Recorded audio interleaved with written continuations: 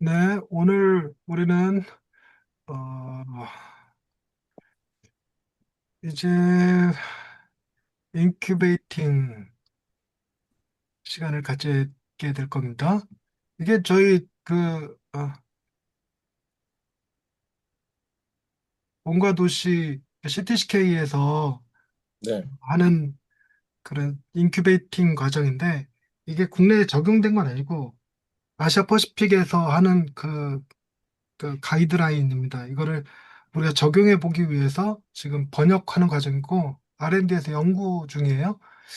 이거를 내가 공유하는 것이 허락이 되는지 안 되는지 잘 모르겠는데 어쨌든 뭐 이 팀에다 공유한다고 해서 이 팀이 어디 가서 이걸 까발릴 것 같진 않으니까 음, 용기를 내서 자 먼저 사전 읽기 자료가 있습니다. 1장이 신학적 비전에 관한 얘기인데 이게 총 어,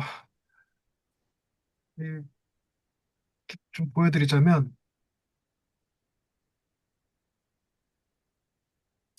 이 자료 어,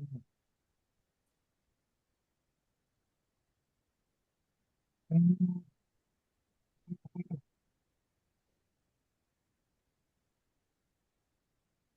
이게 그 자료들이에요. 이게 총 음, 몇 개인가? 이렇게 이 자료들을 지금 하나씩 하나씩 번역하면서 보고 있는 건데, 오늘은 번역한 음, 중에서 오늘은 1강 신학적 비전에 대해서 다루게 될 겁니다. 네. 자, 사전 읽기 자료를 이제 센터 자체 프롤로그를 읽고 오게끔 돼 있는데, 그걸 다 읽기에는 시간도 없고, 또 읽었을 거라는 전제하에 요약본 가지고 얘기를 좀 나눠보십시다. 자, 사역자를 평가하는 기준이 성공이거나 충성이었던 시절이 있어요. 그래서 얼마나 많이 교인들이 늘었느냐, 헌금이 늘었느냐 하는 것으로 어, 우리 사역자, 목회자는 훌륭한 분이야 이렇게 평가하던 시절이 있죠. 그래서 소위 CEO 영입 전쟁 치르듯이 뭐 어느 목사님 모시면 교회가 부흥한다 이런 느낌으로 하던 적이 있었습니다. 그 성공이 사역자의 기준이 되던 시절이 있었죠. 그 다음 얘기가 충성이었습니다. 근데 온전히 사역에만 열심을 낼 수 없는 그런 사람들 있죠. 먹고 사는 문제가 해결되지 않은 사역자들. 그런 사역자들에게 정말 중요한 건 충성 아니겠느냐. 그래서 그분의 성품과 경건 그리고 목회 신실성 그래서 이때 막 한참 음, 그 읽었던 책이 내면 세계와 영적 질서, 영적 성장. 영적 성장 이런 책 네. 엄청 날개 돋친 듯이 팔렸었죠. 그랬는데 틴킬러가 성공도 아니고 충성도 아니고 열매 맺습니다. 그 열매는 회심이나 성품의 변화를 얘기하는 건데 저는 이 개념이 이게 좀 너무 좋았어요. 그러니까 좋았던 것 중에 하나가 이렇게 기본적으로 밭의 비유를 생각해 보면 밭이 총 네 가지 밭으로 있잖아요. 길가밭, 가시밭, 돌짝밭, 이 옥토밭이 있는데 결과를 빨리 알 수 있는 데가 어디냐면 길가밭이랑 돌짝밭이랑 가시밭은 결과가 빨리 나와요. 그래서 그 먼저 나온 결과값을 보고 우리는 무슨 생각을 할 수 있냐면 나는 실패한 목회자다. 난 아무리 해도 안 되는구나. 이런 생각 갖기가 쉽잖아요. 근데 정작 열매는 어디서 맺히냐? 좋은 밭, 옥토라고 불리우는 그 좋은 밭에서 맺히는데 맺히면 30배, 60배, 100배가 맺혀지죠. 근데 재밌는 것은 그 밭에 심겨진 작물이 뭐냐에 따라서 뭐 몇 달 만에 결과를 볼 수도 있지만 어떤 것은 3년이 걸리고 어떤 것은 6년이 걸리고 이렇게 하잖아요. 그래서 중요한 것은 그 씨를 뿌린 하나님이 우리 마음밭에 심은 씨가 무엇이냐에 따라서 열매가 좀 늦게 맺혀질 수도 있다. 이런 것도 너무 좋아요. 이런 것도 너무 좋은데 그 열매가 성품이기 때문에 성품과 관련된 제일 첫 번째는 인내야, 인내, 기다림. 사랑은 오래 참고 그 인내잖아요, 인내.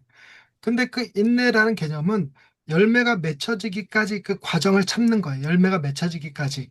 근데 열매가 맺혀지기까지 참는 그 과정이 또 하나의 열매로 인정이 된다는 겁니다. 열매를 아직 못 맺었는데 열매를 기다리는 마음을 열매로 보고 있다는 거예요. 이게 굉장히 좋은 것 같아요, 이런 기준이.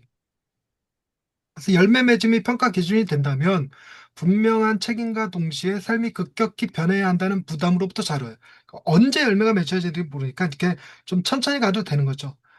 우리에게 중요한 건 나의 때가 아니라 하나님의 때에 열매가 맺혀지는 것이 중요하니까. 그 센터처치의 성공 비결은 센터처치는 성공 비결에 관한 책이 아니에요. 그래서 우리 GCM에 오셨다가 이게 부흥 세미나가 아니라는 걸 알고 그냥 가셨던 분들도 많이들 계셨었죠.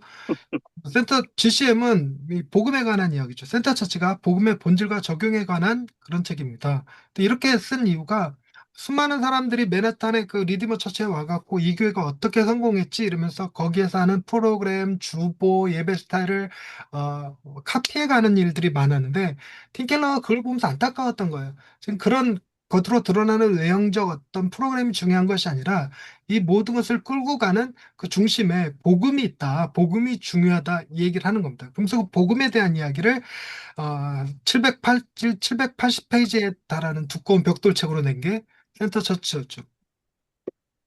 거기 이제 얘기하면 미들웨어라는 그 신학적 비전이라고 해당하는데 이 미들웨어에 대한 얘기를 하는데 이 미들웨어라는 게 그 컴퓨터 용어라고 하죠. 컴퓨터가 어떤 프로그램을 돌리기 위해서는 그 프로그램을 돌릴 수 있는 또 다른 프로그램, 즉 윈도우가 있든 맥이 있든 어떤 그런 운영 체제가 있어야 되는데 그 운영 체제를 미들웨어라고 한다 그래요. 그러니까 컴퓨터 자체는 하드웨어고 프로그램은 소프트웨어지만 그 둘 사이를 연결해 주는 게 미들웨어라는 거죠.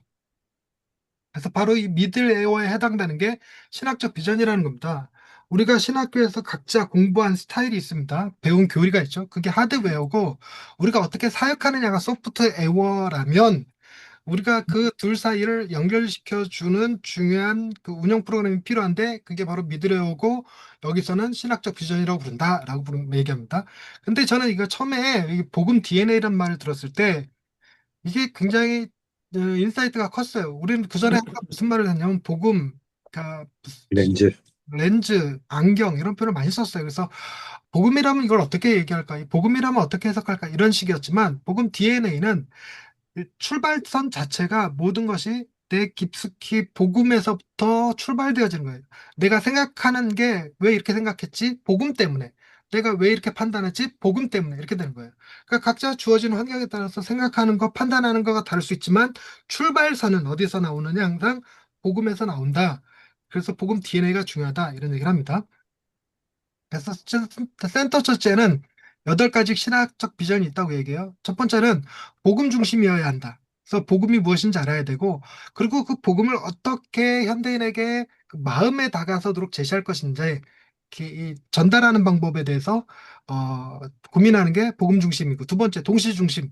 어떻게 이 도시 안에서 우리는 어떤 모습을 살아야 되며 문화와 어떻게 연결되며 어떻게 대항하면서 소통할 것인가, 즉 문화 속에 섞일 것인가, 문화 위에 설 것인가, 문화를 다스릴 것인가, 이런 고민들을 하게 되는 거죠.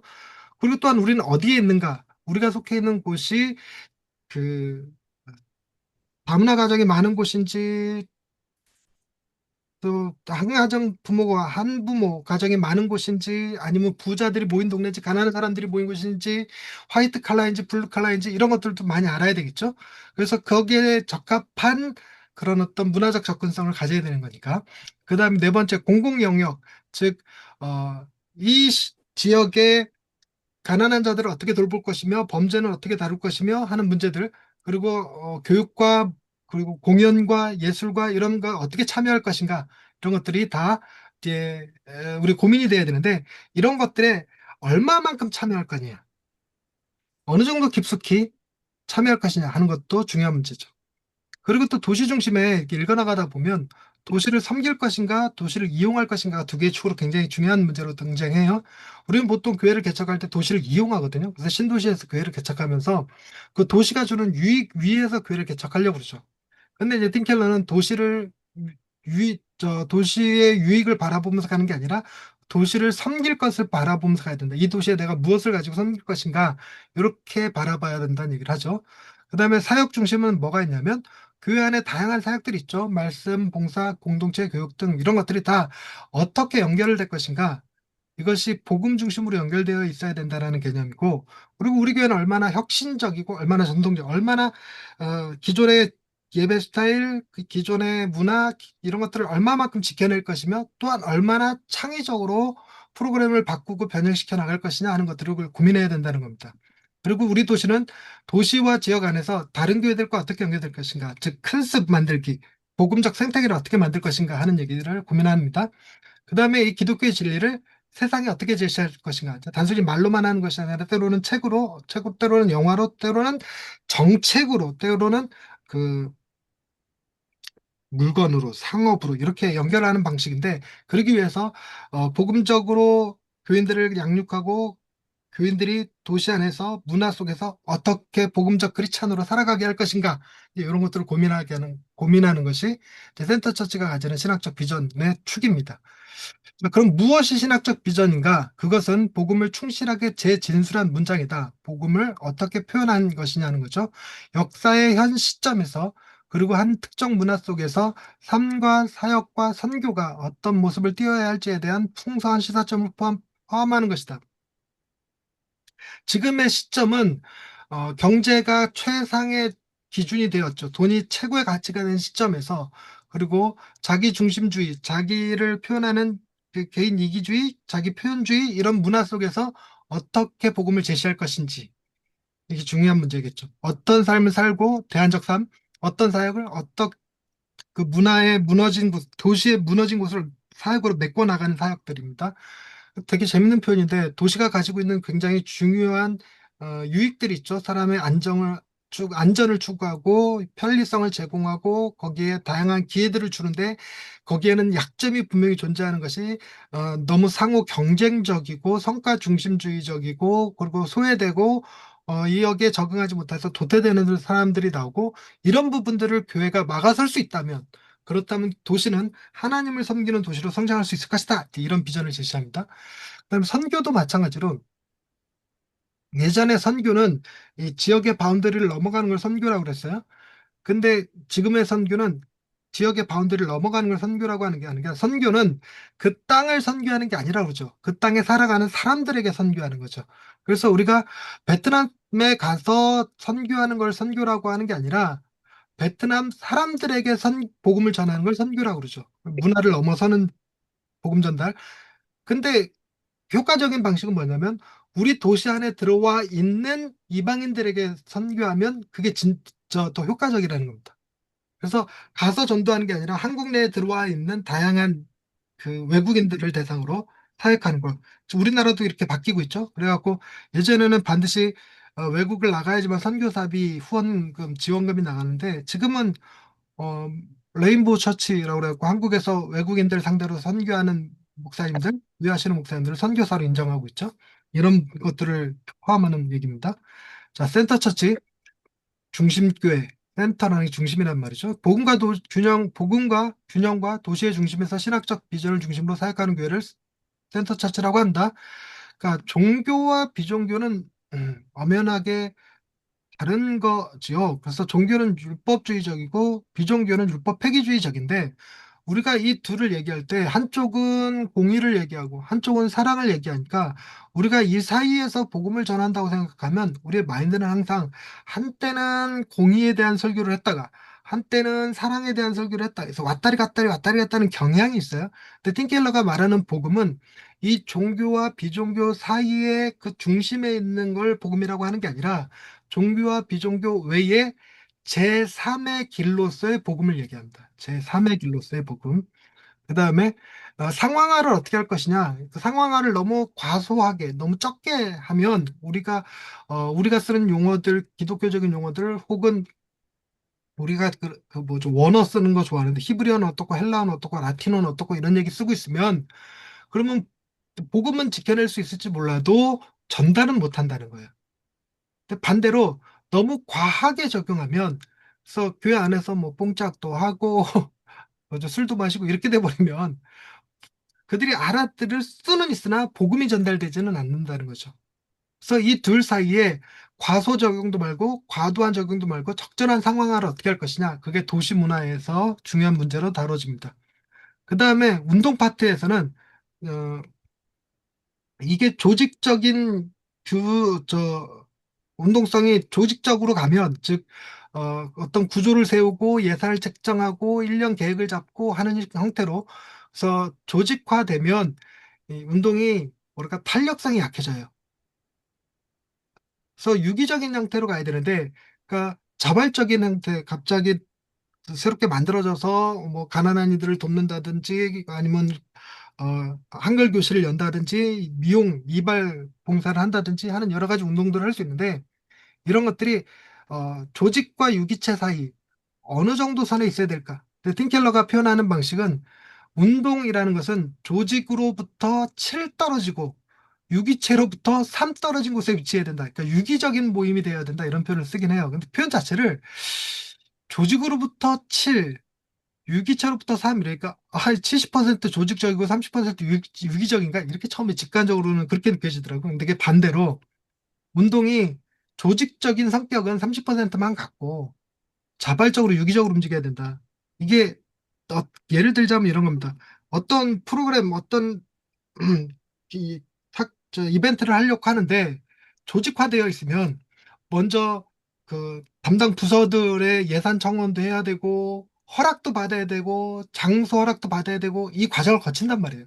그러니까 조직화된 교회는 이런 과정을 거치는 과정에서 누군가는 반대하고 누군가는 우려를 표시하고 누군가는 부정적으로 바라본단 말이에요. 그럼 일이 진행이 안 돼.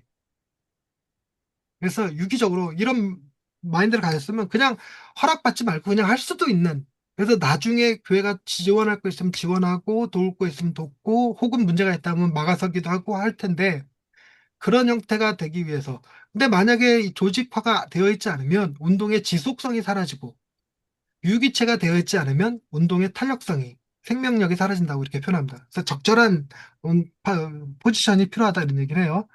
그다음에 우리는 독자들이 현대의 삶의 복음을 적용하며 문화적 참여를 하며 사명을 위해 제자도를 일으키며 다양한 사역들을 통합하며 지역교회와 세계에서 운동 역동성을 일으키는 비전을 갖기를 원한다. 이런 비전이 존재한다는 거죠.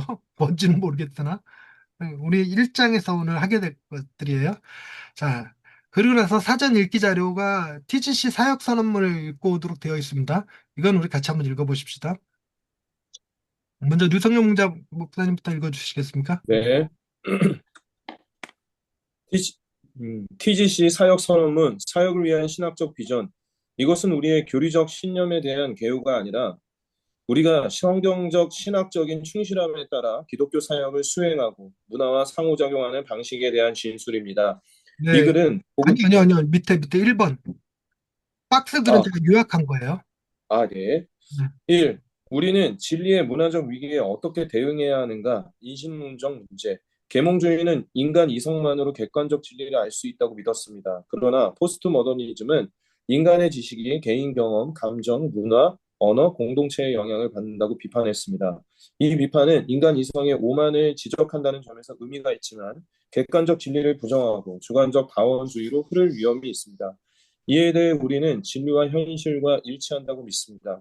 진리가 현실과 일치한다고 믿습니다. 성경은 하나님의 말씀이므로 참되며 그 진리는 실제 현실과 부합합니다. 다만 우리가 그 진리를 이해하는 방식은 언제나 제한적이고 불완전합니다. 그러므로 계몽주의처럼 인간 이성을 우상화해서도 안 되고 포스트 모더니즘처럼 객관적 진리를 포기해서도 안 됩니다. 또한 우리는 성경이 진리를 전달한다고 믿습니다. 성경은 명제적 진리를 담고 있지만 단순한 교리 문장들의 모음만은 아닙니다. 성경은 이야기, 시, 은유, 서사를 통해 하나님의 뜻과 마음을 전달하며 우리를 하나님의 형상으로 변화시킵니다. 더 나아가 진리는 단지 머리로 하는 지식이 아니라 하나님과의 언약적 삶의 대응입니다. 성경의 진리는 믿어야 할 내용일 뿐만 아니라 예배하고 순종하며 살아내야 할 현실입니다. 예수님 자신이 길이요 진리요 생명이시기 때문에 진리는 교리적 명제이면서 동시에 하나님과 함께 사는 삶입니다. 따라서 우리는 두 극단을 거부합니다. 하나는 인간 이성으로 진리를 완전히 객관적으로 파악할 수 있다는 승리주의이고, 다른 하나는 진리를 특정 공동체 안에서만 통하는 언어적 구성물로 보는 상대주의입니다. 우리는 겸손하게 그러나 확신 있게 성경만이 참된 진리의 기준임을 붙듭니다. 이 관점은 제자도와 설교에도 영향을 줍니다. 기독교 신앙은 바른 교리를 가르치는 데서 끝나지 않습니다. 말씀, 기도, 세례, 성찬, 교제, 공동체적 실천을 통해 삶 전체가 복음으로 형성되어야 합니다. 우리는 하나님의 진리를 정확히 알 수 있지만 완전히 다 알 수는 없습니다. 그러나 성령의 역사로 인해 하나님의 말씀이 진리임을 확신하고 복음을 받아들일 수 있습니다. 네, 인류의 역사를 가만히 바라보면 왕이 그 통제권을 가지고 세상을 다스렸었잖아요. 그 왕이 통제권을 가질 때 했던 가장 중요한 개념이 뭐냐면 이 왕은 사람의 아들이 아니라 신의 아들이다라는 개념을 차용했었습니다. 그래갖고 천자라는 말을 쓰거나 아니면 뭐 나중에 죽어서 신이 됐다는 표현을 쓰거나 하는 방식이 있죠. 그런데 이 황제 중심의 그 공동체를 가질 때는 역사를 가질 때는 신의 뜻을 다루는 자가 파워를 가지게 되어 있습니다. 그러다 보니 자연스럽게 제사장들이 혹은 선지자들이 힘을 가졌죠. 그래서 그런 사람들이 힘을 가지던 시절에는 그래도 사람들은 나의 존재에 대해서 항상 신을 중심으로 판단할 수 있었습니다. 즉, 나를 만드신 이가 신이고 또한 내게 목적과 사명을 부여하신 이도 신이라는 생각을 가졌죠. 그래서 신의 뜻에 따라 살아야 된다는 생각을 가졌습니다. 그랬는데 중세 시대 지나면서 이 근대 사회로 들어오면서 이 보통 신의 뜻을 주장하는 사람들이 가지고 있던 힘은 어디에서 왔냐면 땅에서 왔어요. 그래서 땅을 누가 소유할 것이냐, 땅의 경작물에 대한 소유를 누구 거로 할 것이냐 하는 문제가 대체적으로 많은 그 경제 이유가 됐었죠. 그러다가 공장 세워지고 사람들이 땅에서 분리되어 자본으로 움직이다 보니까 자본을 가진 사람들이 자신들의 그 권력을 얻기 위해서 뭘 주장하기 시작했냐면 신의 뜻보다 더 중요한 게 있으니 바로 이성이다 이런 얘기를 한 겁니다. 그래서 과연 신이 있느냐 없느냐 굉장히 도전적인 질문이었죠. 그런 질문까지 하고 과학이 발전하고 르네상스도 나오고 이러면서 이게 뒷받침이 됐습니다. 그러다 보니까 사람들이 다 이성을 중심으로 생각하기 시작했어요. 그래서 이성적으로 신을 알 수 있느냐 없느냐, 이성이 신을 파악할 수 있느냐 없느냐 이런 논쟁들을 계속했습니다. 그래서 대개 철학의 흐름을 보면 신이 인간에게 그 이성에게 신을 알 수 있도록 허락해 주셨다 그래요. 그래서 우리가 생각하는 모든 것들의 이데아가 있다. 그 이데아의 중심에 하나님이 계신다. 이런 개념들을 주장했었습니다. 그러다 점점 뒤로 갈수록 과연 우리의 이성이 신을 얘기할 수 있는가라는 데로 가죠. 회의주의로 넘어갑니다. 그랬더니 우리 이성은 반드시 뭐만 알 수 있냐? 우리가 보고 느끼고 경험한 것만 알 수 있다. 이렇게 간 거예요. 그런데 나중에 이 이성마저도 우리가 무엇을 보고 무엇을 느끼느냐 하는 것은 우리 스스로의 판단이 아니라 이 시대 문화가 우리에게 주입하는 것이다. 이런 생각을 가졌습니다. 그러다 보니 이 시대를 거부해요. 그게 바로 포스트 모더니즘이었던 겁니다. 이 음, 시대를 거부하면서 거부한 결과 무슨 문제가 생기냐면 공동체가 같이 지향했던 그 개념이라는 게 없어져 버렸어요. 무엇이 가장 중요하냐? 이거에 공통된 답이 없죠. 누구는 가족이 중요하다 그러고, 누구는 개인이 중요하다 그러고, 누구는 국가가 중요하다 그러고, 누구는 기업이 중요하다 그러고, 이게 달라진단 말이에요. 그러다 보니까 명확하게 우리가 똑같은 진리를 얘기할 수는 없다. 각자 사람마다 다르다. 이렇게 주장을 한 거죠. 그래서 문제가 지금은 포스트 모더니즘 시대니까 지금의 시대는 무슨 문제가 생겼느냐? 객관적 진리가 존재하지 않는다. 이런 얘기를 하게 된 거예요. 각자 느끼는 방식이 다르다는 거죠. 음, 여러분은 돈이 중요합니까? 안 중요합니까? 자, 돈이 중요한 사람 오른손. 예. 돈, 지금 돈이 중요하다는 사람이 3명, 아니다는 사람이 2명 이렇게 있는 거예요. 돈보다 더 중요한 가치가 있다. 난 그렇게 느껴. 돈으로 해결할 수 없는 가치들이 분명 있어요. 근데 돈만 있으면 다 해결한다고 느껴. 이거를 돈이 중요하다고 말할 거냐, 아니냐고 말할 거냐. 그래서 돈이 일만하게 뿌리냐, 하나님의 축복이냐, 이거 가지고 우리는 싸울 수 있단 말이죠. 그러다 보니 객관적 진리가 존재하지 않는다. 이렇게 생각하는 겁니다. 이런 것도 있죠. 현 시점에서 귀신은 존재한다고 생각하느냐, 안 하느냐. 귀신이 존재한다고 생각하시는 분 오른손 들어 주세요. 이건 통일하네? 나도 통일되는데. 그런데 우리가 객관적으로 알 수 있는 귀신이 있느냐? 즉, 귀신이 우리 삶에 정신병을 일으키고, 사람들을, 광적인 상태로 몰아가고 하는 형태의 귀신이 있느냐? 거기에서는 또 회의적인 사람들이 많이 있겠죠. 그래서 이건 정신병의 일환이지 귀신 들린 게 아니다. 그래서 죽기 사역을 할 게 아니라 정신과에 보내야 된다. 이런 얘기를 하게 되는 것들. 테마 사역을 해야 되느냐? 이런 건 생각이 각기 다를 수 있습니다. 그런데, 이 복음과 도시에서, 그러니까 GTC에서 얘기하는 그런 이 현대사회, 어, 현대사회는, 아, 우리가 성경을 전할 때 성경이 가지고 있는 객관적 진리는 분명히 존재해요. 분명히 존재하지만 이것을 보수적인 방식으로, 전통적 방식으로 전달해야 한다는 것까지 얘기하진 않아요. 즉, 무슨 얘기냐면, 예배 드리는 것이 중요하지만, 그렇다고 오전 11시에 예배하는 것이 중요한 건 아니에요. 그죠? 그리고 우리가, 설교하러 올라갈 때, 이 예복을 입고, 그걸 뭐라 그러지? 목에 두르는 걸? 또 스톨을 하는 게 맞냐, 아니냐? 이거는 진리가 아니죠. 그래서 필요하면 스톨 할 수도 있고, 안 할 수도 있고, 이렇게 되는 겁니다. 때로는 세례를 교회 가입하자마자 세례를 주느냐 아니면 세례 교육을 하고 자신의 분명한 신앙 고백을 분명하게 할 때까지 기다렸다 주느냐 뭐 그 믿음을 점검할 수 있을 때까지 기다리는 이건 차이가 있겠죠. 이런 차이들은. 그렇지만 객관적 진리는 존재한다 그래도.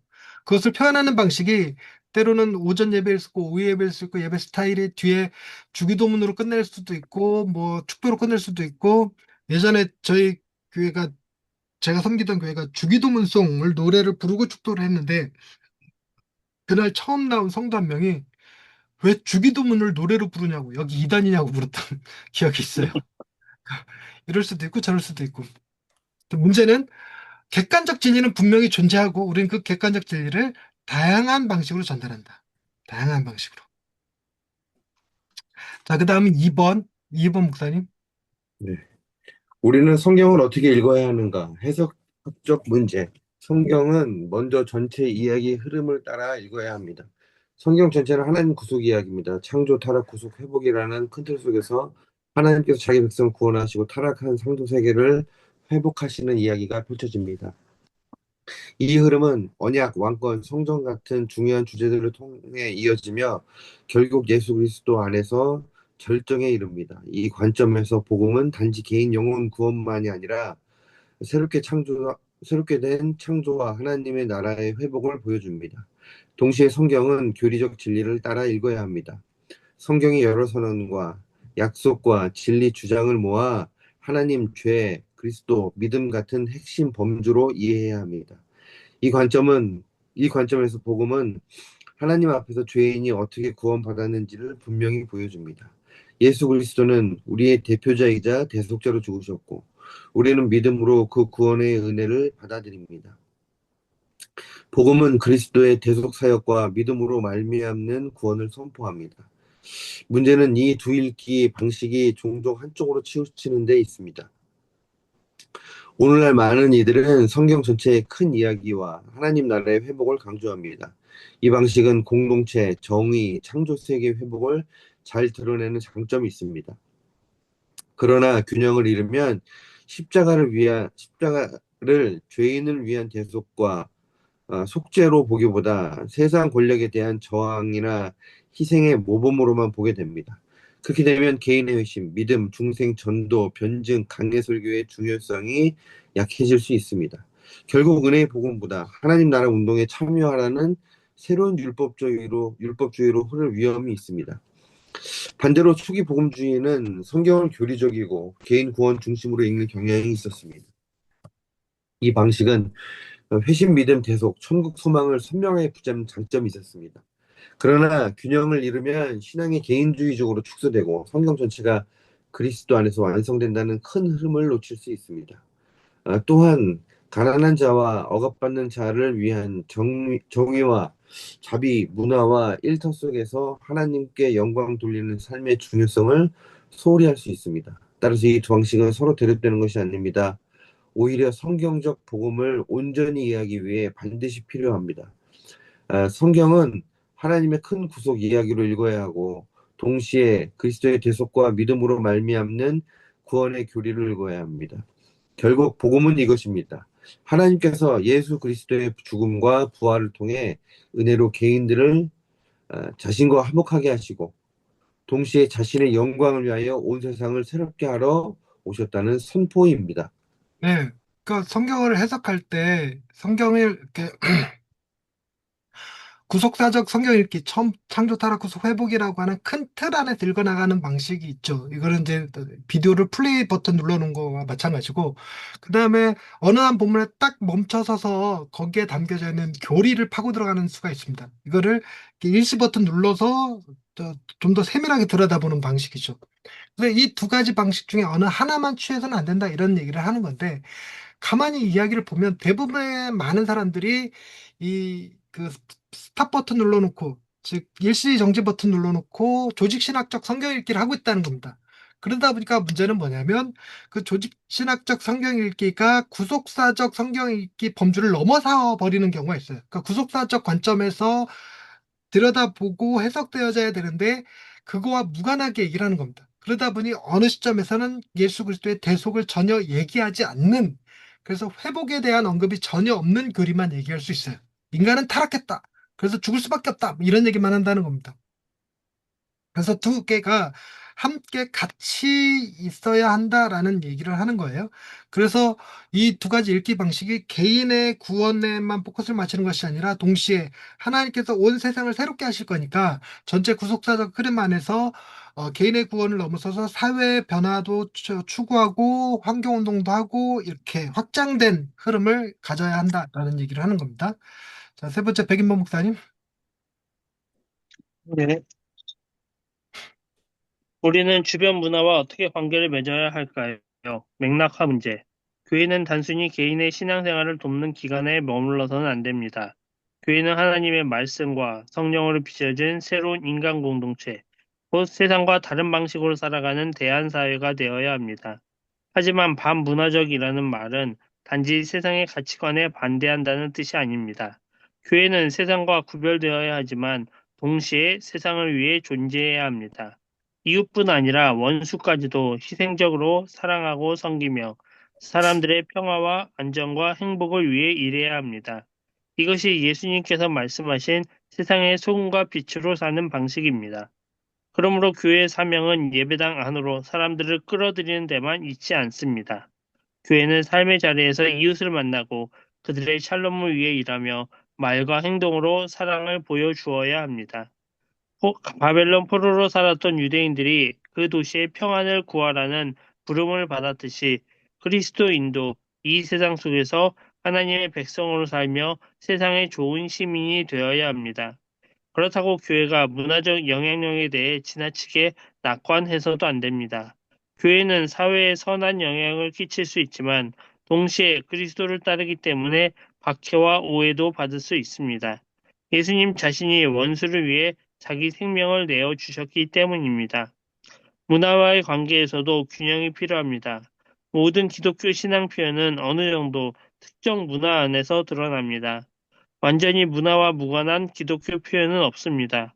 그러나 문화에 지나치게 적응하면 복음의 진리를 타협하게 되고 반대로 문화와 지나치게 단절되면 율법주의와 자기 하위 문화의 폐쇄성에 빠지게 됩니다. 복음은 이 균형의 기준입니다. 지나친 상황화는 세상의 인정을 지나치게 갈망하는 것이며 복음에 대한 확신 부족을 드러냅니다. 반대로 상황화를 소홀히 하는 것은 자기 문화에 집착하는 것이며 복음적 겸손과 이웃사랑의 부족을 드러냅니다. 결국 교회는 권력으로 세상을 장악하려 해서는 안 됩니다. 지위, 권력의 방식으로 세상을 바꾸려 하면 오히려 세상의 우상에 동화됩니다. 교회는 권력이 아니라 섬김을 통해 지배가 아니라 사랑을 통해 세상 속에서 복음에 대한 문화를 보여주어야 합니다. 네, 이 맥락화 문제를 얘기할 때, 이 맥락화라는 개념이 뜬금없이 말하지 않는다라는 개념이에요. 이 말의 의미를 좀 이해하시면 좋겠는데, 어, 저희가 한참 뭐 자녀 얘기하다가 돈 얘기하다가 그러다가 갑자기 휴거 얘기하면 골치 아픈 거지. 뜬금없이 얘기하는 거지. 그러니까 우리가 복음을 전하는데 만나갖고 하는 얘기 한참 하다가 그런데 말이야 보험 하나 들어줘 이러고 얘기하면 기분 나쁘듯이 그런데 말이야 예수 믿어야 돼 이러고 얘기하면 뜬금없다는 얘기예요. 그러니까 이걸 맥락화를 잘 맞춰야 된다는 건데 그러니까 세상에 가진 문화적 코드를 우리가 알고 그 문화적 코드 안에 들어가 있고 문화적 그 분위기를 향유할 수 있을 때 비로소 그들이 가진 언어로 그들과 소통하면서 복음을 전할 수 있단 말이에요. 그래서 복음이 소통 가능한 문화를 만들고 복음이 소통되는 언어를 덧입어야 된다. 이런 얘기를 합니다. 이게 맥락화예요. 자, 그다음 네 번째, 이승훈 목사님. 복음은 어떤 면에서 독특한가? 이 복음은 독특한 방식으로 그리스도인들에게 겸손과 소망, 온유와 담대함을 불어넣었습니다. 성경적 복음은 전통적인 종교뿐 아니라 세속주의와도 확연히 다릅니다. 종교는 나는 순종함으로 받아들여진다라는 원칙에 기반하지만 복음의 원칙은 나는 그리스도를 통해 받아들여짐으로 순종한다입니다. 따라서 복음은 무신론과 종교 모두와 구별됩니다. 하나님의 율법을 어김으로써 스스로 주님과 구원자가 되려 할 수도 있지만 율법을 지킴으로써 구원을 얻을 수도 있습니다. 무종교와 세속주의는 자기 만족적이고 비판적이지 못한 자존감을 부풀리는 경향이 있는 반면 종교와 도덕주의는 지키기 불가능한 윤리적 기준이라는 죄책감으로 사람들을 짓누릅니다. 그러나 복음은 우리를 겸손하게 하면서 동시에 확신을 줍니다. 그리스도 안에서 우리 각자는 의로우시며 동시에 죄인이기 때문입니다. 우리는 감히 생각했던 것보다 훨씬 더 결점이 많고 죄인이지만 감히 희망했던 것보다 훨씬 더 사랑받고 받아들여지는 존재입니다. 세속주의는 사람들을 이기고 개인주의적으로 만드는 경향이 있습니다.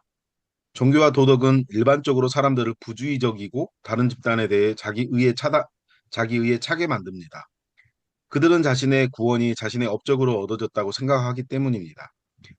그러나 우리를 위해 원수였던 우리를 위해 죽으신 예수님을 중심으로 하는 은혜의 복음은 자기의 의와 이기심을 없애고 모든 사람, 특히 가난한 사람들의 물질적 번영과 구원을 위해 다른 사람들을 섬기도록 인도합니다. 은혜의 복음은 그리스도께서 우리를 섬기셨던 것처럼 그들의 공로와 상관없이 다른 사람들을 섬기도록 우리를 이끌어 줍니다. 세속주의와 종교는 결과에 대한 두려움과 자기 과시욕이라는 교만을 통해 사람들을 행동 규범에 순응하게 만듭니다. 반면 복음은 은혜에 대한 감사와 기쁨 그리고 하나님의 본성에 대한 사랑에서 비롯된 거룩함과 섬김의 삶으로 사람들을 이끌어갑니다. 네, 이 종교와 복음의 차이, 이것에 대한 이야기인데요. 여러분, 종교와 복음의 차이를 얘기하라 그러면 어, 은혜와 순종 가운데 무엇이 먼저냐 하는 걸로 얘기를 하죠, 보통. 은혜가 먼저고 나중에 반응으로서의 순종이 나오면 복음, 순종이 먼저고 나중에 그 결과로 그 순종에 대한 대가로 은혜가 주어진다면 이거는 종교라는 겁니다. 그러니까 우리가 열심히 신앙생활 했으니까 하나님이 내게 복을 주셨어. 이거는 뭘까요? 종교. 종교예요. 대부분의 그 11조 간증 집회는 종교입니까, 복음입니까? 종교죠. 전형적인 종교예요. 복음은 하나님께서 내게 은혜를 주셨기 때문에 비로소 난 뭐도 할 수 있느냐? 11조도 할 수 있는 겁니다. 11조를 할 수 있는 것 자체가 은혜를 받았기 때문에 할 수 있는 거지 은혜를 받기 위해서 하는 행동이 아니라는 거죠. 우리 교회 성도들이 나와서 예배합니다. 예배하기 때문에 은혜를 받는 걸까요? 은혜 받았으니까 예배할 수 있는 걸까요? 은혜 받아서 예배할지. 그렇죠. 그래서 우리가 예배 시간에 참여하지 못한 성도들을 비판할 게 아니라 그들을 긍휼히 여겨줘야죠. 하나님 은혜가 필요한 사람들이라고. 그러니까 이런 것들이 있어야 되는데 반대로 어, 이런 것과 전혀 상관없이 순종은 아무 의미 없어. 은혜만 필요해. 이러면 율법 폐기주의가 됩니다. 이거는 자기가 맘대로 하면서 자기는 이미 구원받았다고 하는 자신의 과욕으로 흘러갈 수 있어요. 그러니까 이런 건 종교주의나 마찬가지로 똑같이 나쁜 겁니다. 그래서 종교와 복음을 구분할 수 있어야 되고, 복음이 주는 유익, 나는 내가 생각했던 것보다 훨씬 더 큰 죄인입니다라는 겸손함과 동시에 나는 내가 기대했던 것보다 훨씬 큰 사랑을 받는 존재입니다라는 담대함을 주는, 그러니까 겸손과 담대함이 같이 있는 은혜 중심의 그런 복음을 이야기한다라는 것이 핵심입니다. 그다음에 다섯 번째, 복음 중심 사역이란 무엇인가? 유성용 목사님. 복음 중심 교회는 먼저 능력 있는 공동 예배를 추구합니다. 복음은 하나님과의 관계를 두려움이나 노예적 걱정이 아니라 치밀함과 기쁨으로 바꿉니다. 그래서 교회의 중심에는 예배와 기도가 있어야 합니다. 특히 공동 예배의 중심에는 말씀 사역이 있습니다. 설교는 본문을 충실히 설명하는 강해 설교여야 하며 모든 성경의 주제가 예수 그리스도와 그의 구원 사역 안에서 절정에 이른다는 것을 보여주는 그리스도 중심적 설교여야 합니다. 그러나 설교의 목적은 단순한 정보 전달이 아니라 성도들이 하나님을 예배하고 하나님의 뜻을 살아낼 수 있도록 마음과 삶을 변화시키는 것입니다. 둘째, 복음 중심 교회는 효과적인 전도를 추구합니다. 복음은 도덕질과 달리 자신과 다른 사람을 경멸하지 않는 겸손한 사람을 만들어냅니다. 그러므로 복음 중심 교회는 다양한 배경의 사람들이 그리스도께 돌아오는 공동체가 되어야 합니다. 부유한 사람과 가난한 사람, 배운 사람과 덜 배운 사람, 남성과 여성, 노인과 젊은이, 기혼자와 미혼자, 여러 인종과 문화의 사람들이 복음을 듣고 회심하는 교회가 되어야 합니다. 교회는 사람들을 억지로 편안하게 만들려 하기보다 복음의 메시지를 이해하기 쉽게 전해야 합니다. 또한 교회 개척은 매우 중요한 전도 전략입니다. 셋째, 복음 중심 교회는 반문화적 공동체가 되어야 합니다. 복음은 두려움과 교만을 제어하기 때문에 세상에서는 화목하기 어려운 사람들이 교회 안에서는 하나가 될 수 있습니다. 원수를 위해 죽으신 예수님을 믿는 공동체이기에 교회는 이기심이 아니라 섬김의 관계를 만들어야 합니다. 성도들은 서로 사랑 안에서 책임지고 훈련받으며 살아가야 합니다. 이 반문화성은 성, 가정, 재정, 권력의 영역에도 드러납니다. 성에 대해서 교회는 세속사회처럼 성을 우상화하지도 않고 전통사회처럼 성을 두려워하지도 않아야 합니다. 성경적 순결과 결혼 안에서의 정결과 기쁨을 가르치되 성적 타락과 고통으로 상처 입은 사람들을 따뜻하게 품어야 합니다. 대해서는 남녀 간 결혼의 선함과 언약적 충실함을 확언하면서도 그리스도를 섬기는 독신의 선함도 인정해야 합니다. 재정에 대해서는 성도들 사이에 적극적인 나눔이 있어야 하며 가난하고 약한 자를 위해 시간과 돈과 관계와 공간을 아낌없이 나누어야 합니다. 권력에 대해서는 인종, 계층, 세대 사이의 장벽을 넘어 서로 권력을 나누고 관계를 세워야 합니다. 넷째, 복음 중심 교회는 신앙과 직업의 통합을 추구합니다. 복음은 개인의 죄 용서만이 아니라 온 창조 세계의 갱신을 의미합니다. 그러므로 그리스도인은 목회나 교회 사역뿐 아니라 농업, 예술, 사업, 정부, 학문, 간호, 언론, 엔터테인먼트 등 모든 직업 영역에서 하나님께 영광을 돌려야 합니다. 신앙과 직업을 분리해서는 안 됩니다.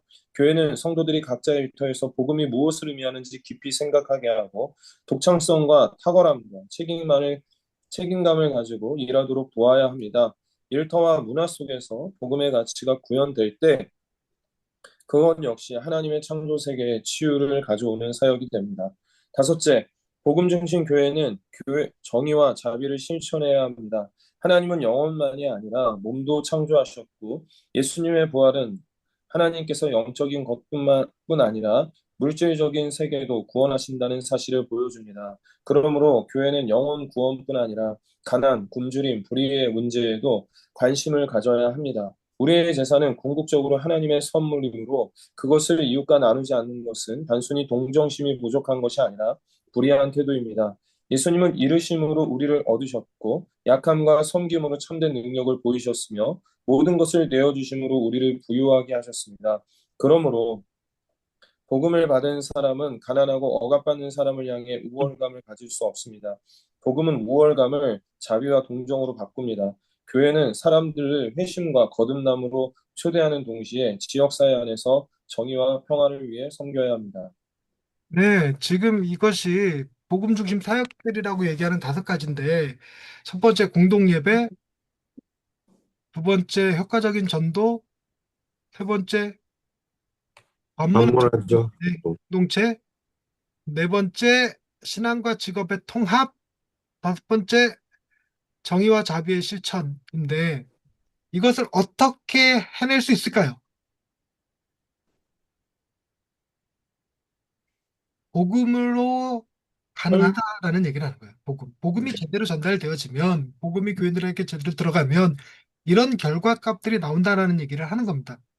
왜냐하면 복음은 내가 하나님의 은혜로 구원받은 사람이라는 것을 보여주기 때문에 우리가 다른 사람들을 쉽게 수용하고 포용하고 그들을 책망하거나 비난하거나 정죄하지 않고 그들과 하나 될 수 있게 만들기 때문에 그렇다는 겁니다. 그리고 이런 문화 자체가 반문화적 공동체고 이런 일을 실천하기 위해서 뭐죠?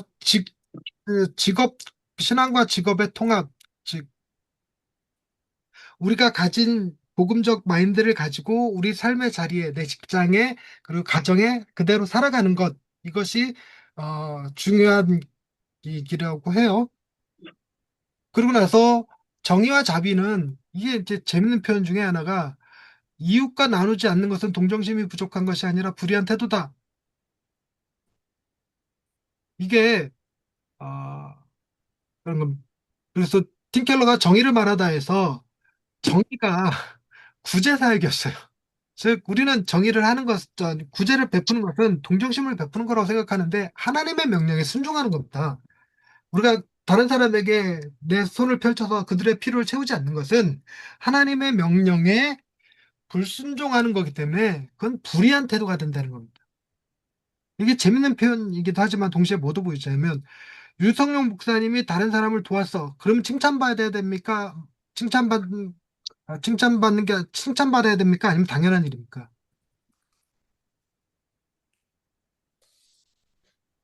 다시 한번 칭찬 받- 유성룡 목사님이 다른 사람을 도와줬어요. 그러면 이건 칭찬받아야 되는 일입니까? 당연한 일입니까? 사실 당연하죠. 당연한 일이 돼야 되는데 우리는 이걸 칭찬받는 일로 여긴다는 거예요. 반대로 유성룡 목사님이 다른 사람을 돕지 않았어. 그러면 당연한 겁니까? 비난받아야 되는 겁니까? 비난 받아야죠. 비난받아요. 근데 우리는 이걸 당연하다고 그래요. 우리가 다른 사람을 돕는 것은 칭찬받을 일이지만 안 도와도 그만이다. 이렇게 생각하거든요. 근데 복음은 뭐라고 하니 이걸 반대로 얘기해서 다른 사람들을 돕는 건 당연한 거고 안 돕는 건 비난받아야 될 일이다. 이렇게 표현한다는 거예요. 그래서 이걸 정의라고 부릅니다. 자, 결론. 오늘날 교회들 가운데는 각각 강점을 가진 교회들이 많습니다. 구도자 중심으로 사람들을 그리스도께 인도하려는 교회도 있고 정치적 활동을 통해 문화에 참여하려는 교회도 있습니다. 뜨겁고 역동적인 예배를 강조하는 은사주의 교회도 있으며 교리적 순수성과 세상과의 구별을 중시하는 교회도 있습니다. 또 가난하고 소외된 사람들을 섬기는 데 헌신하는 교회도 있습니다. 그러나 이 모든 요소를 복음 안에서 균형 있게 통합한 사역은 아직 충분히 보이지 않습니다.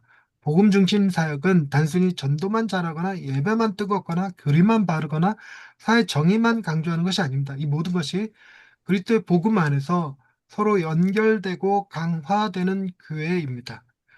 이러한 교회는 신학적으로 탄탄하고 매력적인 설교를 할 것입니다. 동시에 역동적인 전도와 변증, 교회 성장과 교회 개척을 추구할 것입니다. 또한 회개, 개인적 갱신, 거룩한 삶을 강조할 것입니다.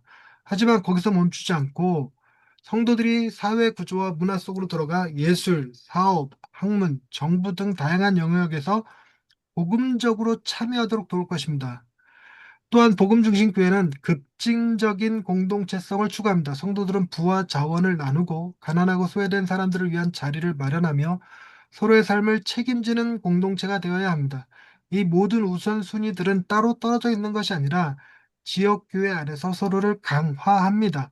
그렇다면 이런 복음 중심 교회의 운동은 어떻게 일어날 수 있을까요? 궁극적으로는 하나님께서 부흥을 보내주셔야 합니다. 그리고 그 부흥은 하나님의 백성의 간절하고 압도적인 기도에 대한 하나님의 응답입니다. 그러나 그 전에 교회가 함께 붙들어야 할 기초들이 있습니다. 우리는 진리의 본질, 성경을 읽는 방법, 문화와의 관계, 복음의 내용, 복음 중심 사역의 본질에 대해 함께 정리하고 하나 되어야 합니다. 이러한 헌신은 우리를 다시 성경으로, 성경 속의 그리스도로, 그리스도의 복음으로 이끌 것입니다. 결국 복음 중심 교회는 자신의 죄와 실패를 부끄러워하고 용서의 은혜에 깊이 감사하며 하나님의 영광을 새롭게 보고 그리스도를 닮아가기를 간절히 소망하는 교회입니다. 그리고 그렇게 할 때 교회는 복음의 진리에 따라 행하는 공동체로 세워질 수 있습니다. 자, 잠깐 쉬었다가 9시 10분에 사전 기자로 세 번째로 들어가겠습니다.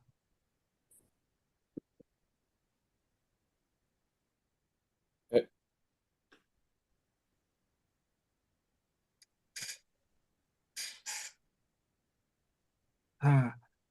사전 읽기 자료 세 번째 거 사역을 위한 신학적 비전이 주는 놀라운 유익에 대해서 이번 목사님이 쭉 읽어주세요.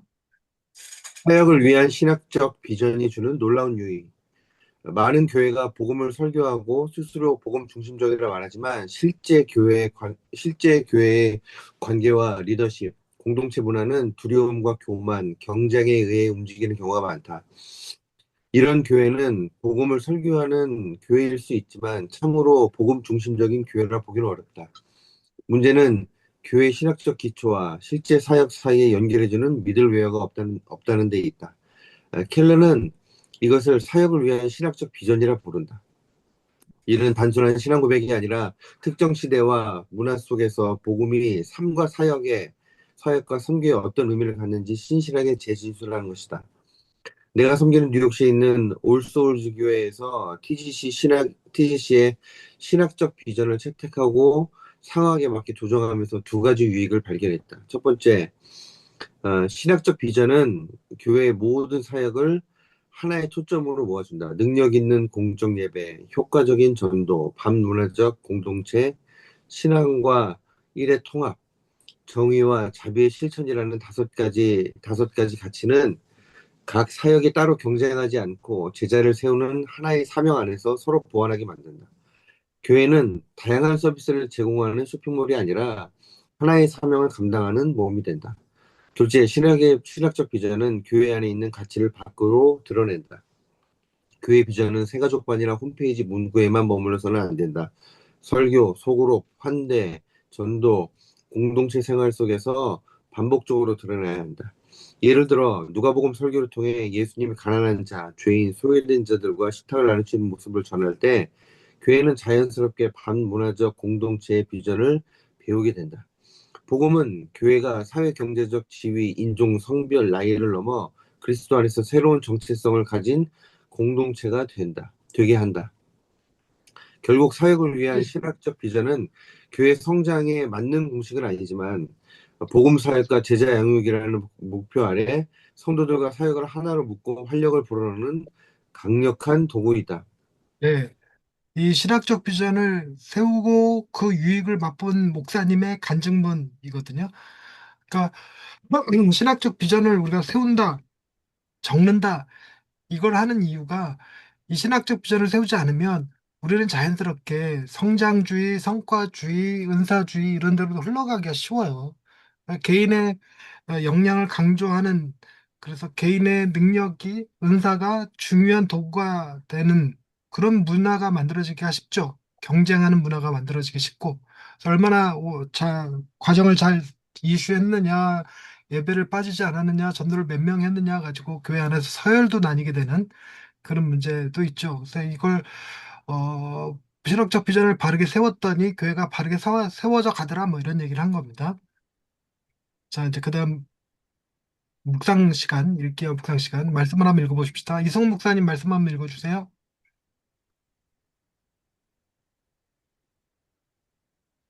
히브리서 10장 19절로 25절. 그러므로 형제들아 우리가 예수의 피를 힘입어 성소에 들어갈 담력을 얻었나니 그 길은 우리를 위하여 휘장 가운데로 열어놓으신 새로운 살 길이요 휘장은 곧 그의 육체니라.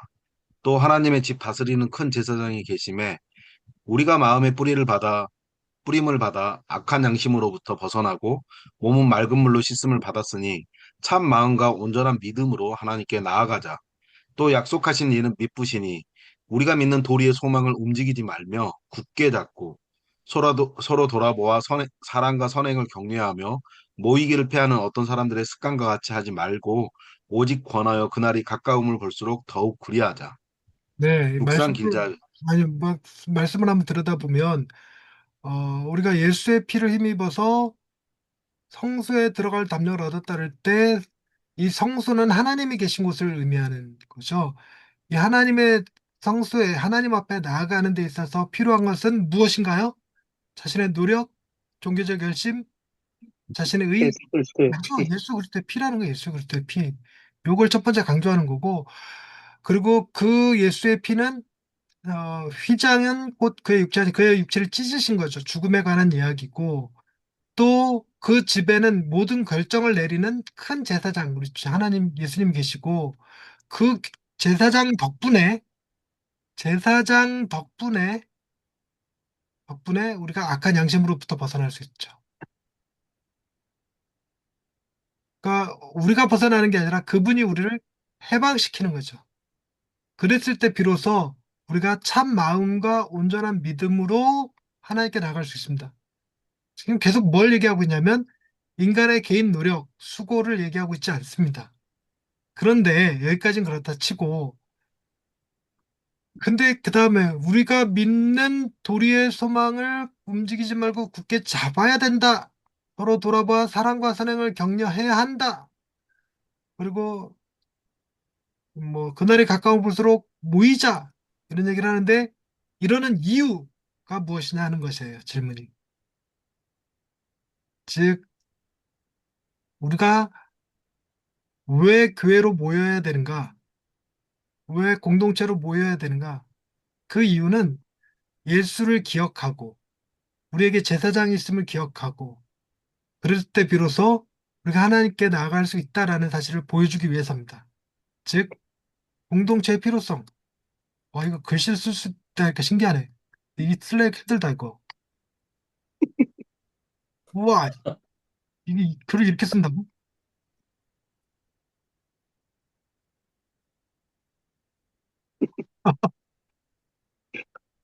자 그래서 묵상 기자비를 보시자면 이렇습니다. 하나님의 임재 안으로 들어갈 수 있는 건 오로지 그리스도로 인해서죠. 하나님의 임재 안으로 들어갈 수 있는 것은 오직 그리스도로입니다. 그래서 자신을 증명해야 되는 게 아니라 환대받는 자녀로서 가요. 증명해야 되는 게 아니에요. 그리고 복음적 안도감을 주죠. 난 증명할 필요가 없으니까. 그리고 서로에게 정직해질 수 있도록 우리를 자유케 한다. 내가 정직하자, 나를 꾸며낼 필요가 없어. 난 이미 받아들여졌기 때문에. 내가 깨끗해야지만 들어갈 수 있는 게 아니기 때문에.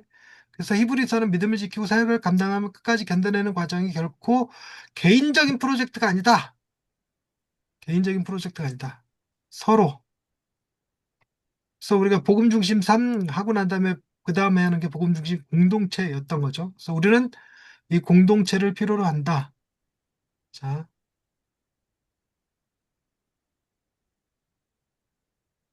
와, 이거 어떻게 지우지?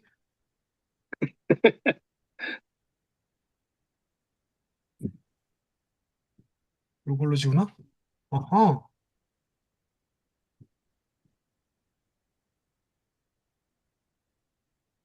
이렇게? 일일이 이렇게 해야 된다고? 네, 쓰지 말아야 되겠다. 트리비 리드라는 책에서 모든 리더는 자신의 마음과 삶 그리고 사역을 예수 그리스도의 복음의 자양분에 예수 그리스도 복음의 자양분에 이런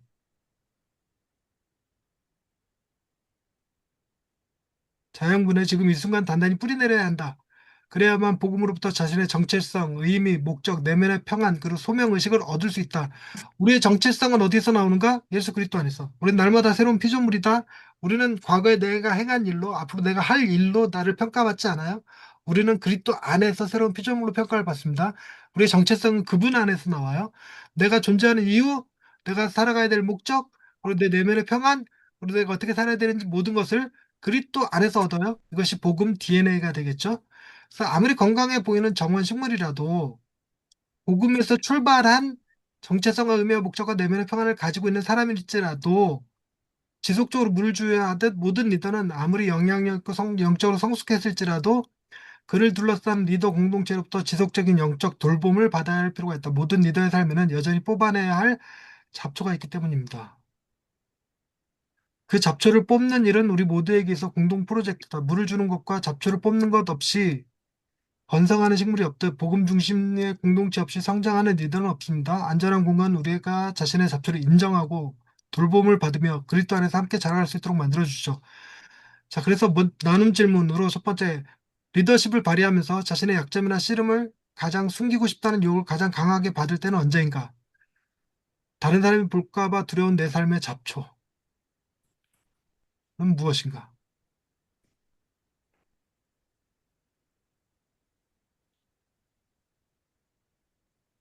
이거 뭐라고 나누나? 백인모 목사님이 가지고 있는 잡초는 뭐예요? 음,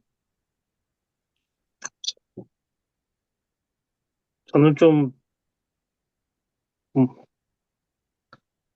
너무 여유롭게 살아요. 그러니까 시간적으로 좀 음, 분주하게 빨리빨리 빠릿빠릿하기보다는 음. 좀 할 때가 돼서 하는 것들, 어쩔 수 없이 하는 것들, 좀 그렇게 시간에 쫓기게 하는 것들이 저한테는 좀 네, 제가 사역하는 데서 조금씩은 걸림돌이 되는 것 같아요. 어, 그 잡초로 표현하려면 게으름으로 되려나? 게으름으로도 볼 수 있을 것 같고요. 근데 어쨌든 성실하긴 하잖아요. 꾸준하긴 한 거죠. 제 삶의 잡초, 나는 성공주의, 성과주의, 내가 막 음, 이루고 싶어 하고, 유명해지고 싶어 하고, 칭찬받고 싶어 하고, 이런 것들이 내 삶의 잡초가 아닐까. 내가 뭘 하는 데 있어서 성과를 내야 돼. 반드시 뭘 이루어야지만 돼. 이런 생각이 내 잡초 아닐까 싶은 생각도 들고. 그리스도 안에서 얻은 담력은 당신이 타인 앞에서 정직해질 수 있도록 어떻게 자유하게 하는가. 이것 때문에 저는 제 안에 인정의 욕구에 사로잡혀 있습니다. 이런 말을 곧잘 하죠. 굉장히 많이 하는 것 같아요. 오늘도 음, 마찬가지로 우리 격주로라도 이 모임을 하자고 얘기 나눠서 얼마나 다행인가 싶었어요. 음. 이대로 끝나면 참 마음이 상했을 것 같은데. 음, 제 안에 잡초입니다. 자, 이 정도 하고, 그리고 실제 적용을 한번 넘어가 보십시다. 자, 발제 참가 자료, 이건 제가 작성한 건데요. 이 신학적 비전을 이런 식으로만 나누니까 명확하게 머리에 딱 잡히질 않아서 뭐 이렇게 해보면 어떨까 하는 생각으로 만든 겁니다. 자, 이분 목사님 한번 1번 읽어주세요. 예, 잠시만요. 예. 신학적 비전이 없을 때 생겨날 수 있는 문제. 1번, 교리와 사역이 따로 논다. 교회가 바른 교리를 고백할 수는 있습니다. 우리는 복음을 믿는다, 성경을 믿는다, 은혜를 믿는다고 말할 수 있습니다. 그런데 실제 사역의 방식은 전혀 다르게 움직일 수 있습니다. 예를 들면 강단에서는 은혜를 말하지만 리더십 문화는 성과주의로 움직입니다. 설교에서는 복음을 말하지만 회의에서는 두려움과 경쟁과 비교가 지배합니다. 이런 교회는 음, 복음을 설교하는 교회일 수는 있지만 복음 중심적인 교회라고 하기는 어렵습니다. 이는 교회의 하드웨어, 곧 교리적인 기초와 소프트웨어, 곧 사역의 실제 사이에 미들웨어가 없기 때문에 생기는 문제입니다. 이 미들웨어가 바로 신학적 비전입니다. 네, 우리가 복음을 얘기하는데 정작 회의 시간에는 중등부, 고등부 오늘 인원 몇 명이야? 이러면서 왜 중등부 줄었어? 이러고 있다는 거죠. 그래서 교리와 사역이 따로 놀게 됩니다. 두 번째, 백인모 목사님. 사역들이 서로 경쟁한다. 신학적 비전이 없으면 예배사역, 교육사역, 구제사역, 소그룹, 전도, 다음 세대 사역이 각자 따로 움직입니다. 그러면 교회는 하나의 몸이라기보다는 여러 서비스를 제공하는 쇼핑몰처럼 됩니다. 어떤 부서는 예배를 강조하고, 어떤 부서는 전도를 강조하고, 어떤 부서는 구제를 강조하고, 어떤 부서는 교육을 강조합니다. 각각은 좋은 사역일 수 있지만 하나의 복음적 방향으로 통합되지 않으면 서로 경쟁하거나 피로감을 만들어냅니다. 신학적 비전은 이 사역들을 제자를 낳는 제자라는 하나의 사명 안에서 서로 보완하게 합니다. 네, 오늘 경쟁 많이 했죠. 세 번째, 이성 목사님.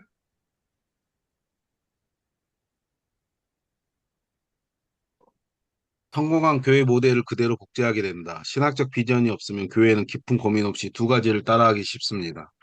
하나는 자신의 과거 교회 경험입니다. 내가 전에 섬겼던 교회는 이렇게 했어. 내가 잘한 교회는 이 방식이었어. 다른 하나는 근처에 성공한 교회 모델입니다. 저 교회가 이렇게 해서 성장했으니 우리도 해보자. 요즘은 이런 프로그램이 먹힌다더라. 그러나 이는 미성숙한 신학적 비전의 위험성입니다. 현재 사역 현장의 맥락과 맞지 않을 수도 있는데 과거 경험이나 성공 모델을 그대로 복제하려는 경향이 생기기 때문입니다. 네, 저 전에 교회 개척할 때 전에 사역하던 교회에서 알파 사역했거든요. 알파 사역을 우리 동네에도 할 수 있다 이런 생각으로 처음에 그런 생각을 가졌었는데 아닌 것 같았어. 그러다가 뭐죠? 해피전도? 해피데이? 그게 나와갖고 그걸 해야 되나? 아이, 그런 게 싫더라고 또. 근데 처음에 센터 처치 나왔을 때도 똑같은 건 줄 알았어요.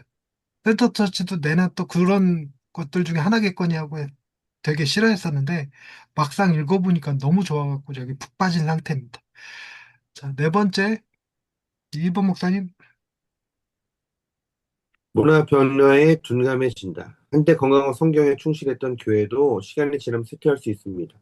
이유는 교리가 틀려서가 아닐 수도 있습니다. 주변 문화와 사람들의 지문이 바뀌었는데 교회가 여전히 예전 방식으로만 사역하기 때문입니다. 신학적 비전은 고정된 구호가 아니라 역동적인 렌즈입니다. 복음은 변하지 않지만 그 복음을 특정 시대와 특정 문화 속에 어떻게 신실하게 말하고 살아낼지는 계속 성찰해야 합니다. 문화적 지형이 변함에도 교회가 고정된 신학적 비전에 머물면 쇠퇴할 가능성이 높습니다. 네, 신학적 비전은 유동적으로 바뀔 수 있습니다. 복음 자체는 바뀌지 않지만 윈도우 프로그램은 해마다 업그레이드 해야 되죠. 그런 것 같은데 우리나라가 이 변화가 굉장히 급박한 나라죠. 어, 우리나라는 동시에 여러 가지가 같이 있습니다. 이념주의도 갖고 있고, 포스트 모더니즘, 그리고 무당도 있고, 유교걸도 있고, 뭐, 이게 다 같이 존재하는 이런 시대라서, 내가 섬기는 대상, 지역에 따라서 유동적으로 변할 수 있어야 됩니다. 자, 그 다음에 다섯 번째, 류성룡 목사님. 복음 중심이라는 말이 구호로만 남는다. 많은 교회가 복음 중심을 말합니다. 하지만 실제로는 복음이 예배, 전도, 제자훈련, 재정, 리더십, 환대, 지역 섬김, 일터 신앙을 어떻게 형성하는지 설명하지 못합니다. 그러면 복음은 설교의 주자가 될 뿐 교회의 운영 원리가 되지 못합니다. 신학적 비전은 복음이 우리 시대, 우리 지역, 우리 사람들에게 어떠한 의미를 갖는지 구체적으로 풀어내게 합니다. 네, 이제 설교는 설교고 교회 운영은 코카콜라 방식을 써야 된다 이렇게 주장하는 것들도 꽤 많이 있던데 이런 것도 조심해야 되겠죠. 이게 철학적 비전이 없으면 그렇게 된다는 겁니다. 자, 그다음에 백인만 목사님. 신학적 비전과 일반 비전의 차이. 일반적인 교회 비전은 보통 이렇게 묻습니다. 우리 교회는 무엇을 할 것인가? 어떤 교회가 되고 싶은가? 어떤 프로그램을 운영할 것인가? 몇 명을 모을 것인가? 반면 신학적 비전은 이렇게 묻습니다. 우리가 믿는 복음은 무엇인가? 이 복음이 지금 우리가 섬기는 사람들의 두려움, 우상, 갈망, 문화적 이야기와 어떻게 만나는가? 그러므로 우리는 무엇을 해야 하며 무엇을 하지 말아야 하는가? 네, 여러분들의 교회 비전에 그런 거 있잖아요. 이 수년 내에 부흥케 하소서. 선교사 5명을 파송하는 교회, 5천 명이 모이는 교회 이런 표를 갖고 있지는 않습니까? 자, 그다음에 이승훈 목사님 2번. 현재 교회에서 볼 수 있는 비전들의 예시. 첫 번째, 성장 중심 비전. 더 많은 사람을 모으는 교회, 지역에서 가장 영향력 있는 교회, 출석과 헌금과 건물이 성장하는 교회. 이 비전은 사람을 전도하고 교회를 세우려는 열정을 가질 수 있습니다. 그러나 신학적 비전과 다른 점은 복음이 사람과 공동체를 어떻게 변화시키는지보다 결과와 규모에 초점이 갈 수 있다는 것입니다. 신학적 비전은 단순한 성공보다 열매 맺음을 중요하게 여깁니다. 자료에서도 사역자를 평가하는 더 성경적인 기준은 성공이나 단순한 충성보다 열매 맺음, 곧 회심과 성품이라고 정리합니다. 네, 이런 비전을 가지신 교회들 꽤 많죠. 대놓고 얘기하지 않을지라도 목사님 개인이 가지고 있는 비전이 이것일 수도 있어요. 네, 우리나라에서 제일 큰 교회 뭐 이런 거. 자, 그다음 2번 목사님. 예, 프로그램 중심 비전. 다양한 프로그램이 있는 교회, 세대별 맞춤, 사역을 제공하는 교회, 교육 문화, 상담, 돌봄 프로그램이 잘 갖춰진 교회. 이것도 나쁜 것은 아닙니다. 문제는 프로그램이 많아질수록 교회가 사명을 감당하는 몸이 아니라 종교 서비스를 제공하는 쇼핑몰처럼 될 수 있다는 것입니다. 신학적 비전은 무엇을 할 것인가 보다 왜 이것을 하는가 묻습니다. 예배, 교육, 구제, 전도, 소그룹이 각각 따로 움직이지 않고 복음 안에서 서로 연결되도록 만듭니다. 네, 요즘 아동부가 없는 교육부서 없는 교회들이 늘어나고 있고 우리 교회도 그 중에 하나라서 남 얘기 같지가 않아. 자, 그다음 유성용 목사님. 네, 구도자 중심 비전, 불신자들이 편안하게 올 수 있는 교회, 현대인이 이해할 수 있는 교회, 교회 문턱을 낮추는 교회. 이 비전은 전도에 큰 장점이 있습니다. 그러나 신학적 비전과 다른 점은 자칫하면 복음을 이해하기 쉽게 전하는 것과 사람을 불편하지 않게 만드는 것을 혼동할 수 있다는 점입니다. 신학적 비전은 사람들을 억지로 불편하게 만들려고 하지 않지만 동시에 복음의 도전과 회개를 제거하지 않습니다. 자료에서도 복음 중심 교회는 사람들을 편안하게 만드는 데보다 복음, 복음의 메시지를 이해하기 쉽게 전달하는 데 힘써야 한다고 말합니다. 네, 그다음 백인범 목사님. 교리 보수 중심 비전, 바른 교리를 지키는 교회, 세상과 구별된 거룩한 교회, 순수한 신앙을 보존하는 교회, 매우 중요한 비전입니다. 그러나 신학적 비전과 다른 점은 교리적 순수성이 문화적 고립이나 율법주의로 흐를 수 있다는 것입니다. 신학적 비전은 교리를 약화시키지 않습니다. 오히려 교리를 사역과 문화 속에서 살아 움직이게 합니다. 성경의 진리를 붙들되 그 진리가 이웃사랑, 전도, 환대, 정의와 자비, 일터신앙으로 어떻게 나타나야 하는지 묻습니다. 네, 이승훈 목사님.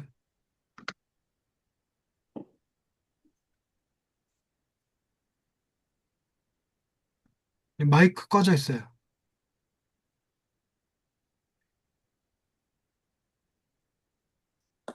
예배 부흥 중심 비전, 뜨거운 예배가 있는 교회, 성령의 임재를 경험하는 교회, 찬양과 기도가 살아있는 교회.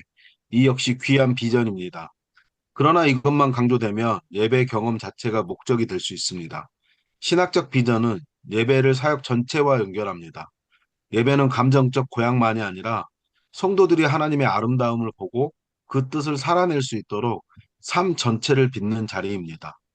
자료도 공동 예배의 중심에는 말씀 사역이 있으며 설교의 목적은 단순한 정보 전달이 아니라 성도들이 하나님을 예배하고 하나님의 뜻을 살아내도록 마음과 삶을 변화시키는 데 있다고 말합니다. 네, 이번 목사님. 6번 사회 참여 중심 비전. 정의로운 사회를 만드는 교회, 가난하고 소외된 자와 함께하는 교회, 지역 사회를 섬기는 교회. 이 비전도 복음의 중요한 열매입니다. 그러나 신학적 비전과 다른 점은 사회 참여가 십자가의 계속과 개인의 회심, 믿음, 중생과 분리될 수 있다는 점입니다. 그러면 복음은 은혜의 소식이라기보다 하나님 나라 운동에 참여하라는 새로운 율법처럼 들릴 수 있습니다. 신학적 비전은 개인 구원과 세상 회복을 대립시키지 않습니다. 예수 그리스도의 죽음과 부활을 통해 하나님께서 개인을 자신과 화목하게 하시고 동시에 온 세상을 새롭게 하신다는 복음 안에서 둘을 함께 붙듭니다. 네, 류성룡 목사님. 죄송합니다. 뭐 하나 연락이 네, 저 공동 7번.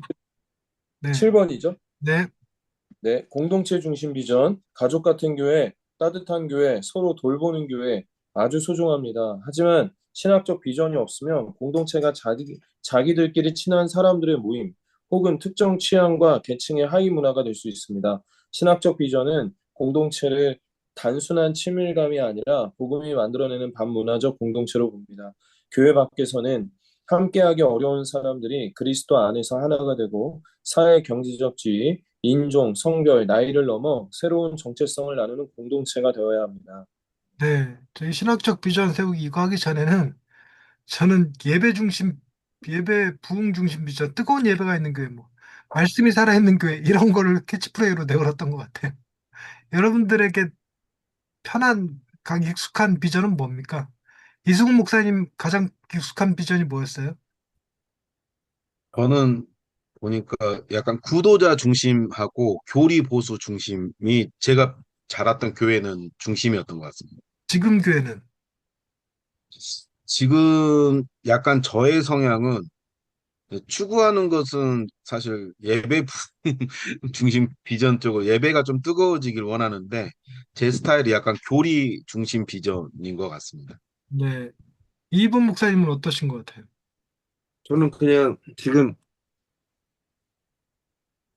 저기 올해 그냥 올해 저희 현수막 걸어놓은 게 하나님을 기뻐하는 삶이라고 저희가 주제가 정해져 있는데요. 그러니까 이제 그냥 걸어놓은 거로는 삶이 예배가 되는 교회 뭐 이런 식으로 예 되어 있습니다. 네. 예, 이게 익숙한데 이거 말고 어떻게 비전을 만들어내는 거냐? 이게 음, 잘 안 잡히잖아요. 그래서 실제로 한번 예, 작성해 보는 겁니다. 음, 신학적 비전을 작성해 보기. 팀켈러는 어떻게 했는가? 읽어드리면 첫 번째 개척할 당시에는 이렇게 써놨어요. 맨해튼의 전문직 종사자들로 하여금 그리스도를 위해 그들이 관계 맺고 있는 사람들을 전도하게 함으로써 뉴욕시를 변화시키고 그것을 통해 서서히 뉴욕시 전체를 바꾸는 것. 이게 이제 비전이래요. 복음은 율법이면서 동시에 은혜. 복음은 모든 것을 변화시킨다. 율법주의적 교회와 값싼 은혜를 제시하는 교회 모두를 지향한다.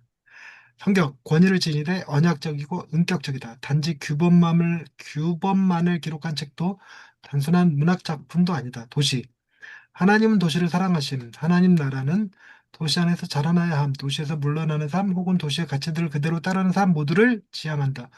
교회, 연결 기능, 우리가 거주하는 장소와 지역 공동체의 특성을 충실히 반영하되 그 지역과 나라 안에 다른 교회들에 대한 책임을 다하는 교회라고 얘기를 해요. 근데 나중에 이걸 또 이렇게 풀었었습니다. 풀어쓴 거 한번 읽어주실래요, 류성용 목사님? 네.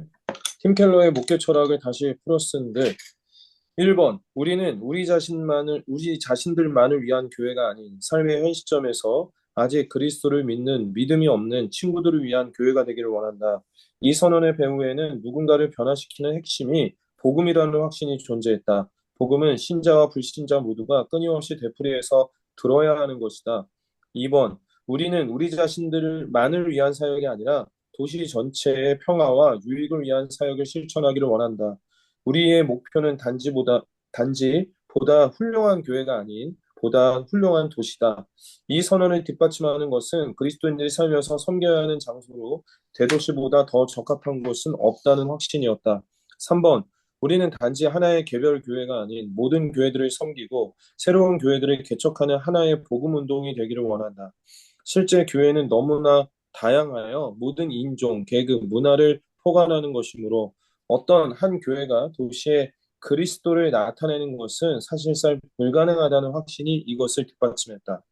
네, 근데 이게 틴켈러가 세웠던 신학적 비전이었는데 이렇게 작성하는 것은 쉽지 않은 것 같아요. 우리는 갖다 베껴 쓰는 거는 할 수 있을 것 같을지라도 그래서 이제 한국식으로 바꾸면 어떨까 하는 이런 생각도 이렇게 만들어 봤습니다. 한국적 버전으로 중소도시 교회들은 이렇게 해보면 어떨까? 우리 지역은 인구 감소와 고령화, 다음 세대 단절, 교회에 대한 낮은 신뢰 속에 있다. 그러므로 우리는 복음을 통해 노년 세대에게는 소망과 존엄을, 다음 세대에게는 정체성과 환대를, 지역 사회에는 신뢰와 섬김을 보여주는 교회가 되길 원한다. 이렇게. 그리고 작은 개척교회 형식, 제가 우리 교회가 이랬으면 좋겠다는 생각으로 만들어. 우리는 규모로 자신을 증명하려 하지 않고 그리스도 안에서 이미 받아들여진 은혜를 따라 한 사람을 깊이 사랑하고 지역 안에 복음의 환대와 안식을 드러내는 교회가 되길 원한다. 이 정도면 어떨까 싶었어요. 그다음에 문화적 내러티브를